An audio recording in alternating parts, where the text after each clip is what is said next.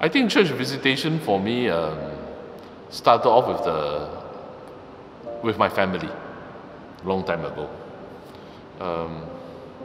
When I was young, I just followed mom along.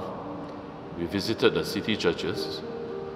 But what I really look forward to, is the fake bird nest during in the grounds at St. Peter and Paul Church, and the hot cross buns at St. Joseph Victoria Street. And of course, saying a short prayer in between the churches that we go towards. That would be my earlier part of my years. But subsequently, it's about church visitation with my friends. I mean, I will admit at this point of time that I think when I went for church visitation, it's more for the fellowship, more for the company that we have.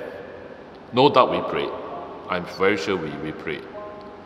But I think the crowd itself, or the community that I went out with, really contributed to that longing of wanting to travel together.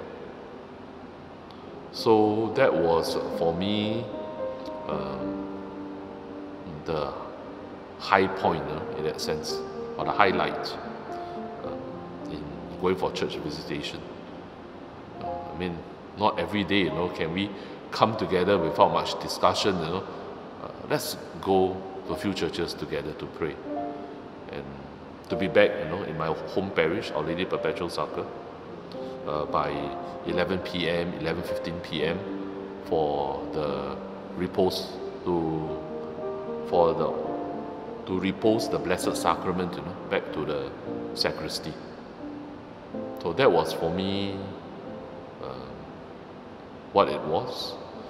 But also coming from my experiences, as I mentioned earlier, about what I realized what Maundy Thursday is about, and also about spending time with God, I think I also stopped church visitation when I was about 15 or 16 years old.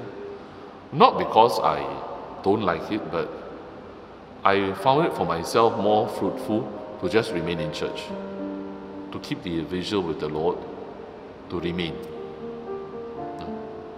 And I think for me personally, it worked for my spirituality.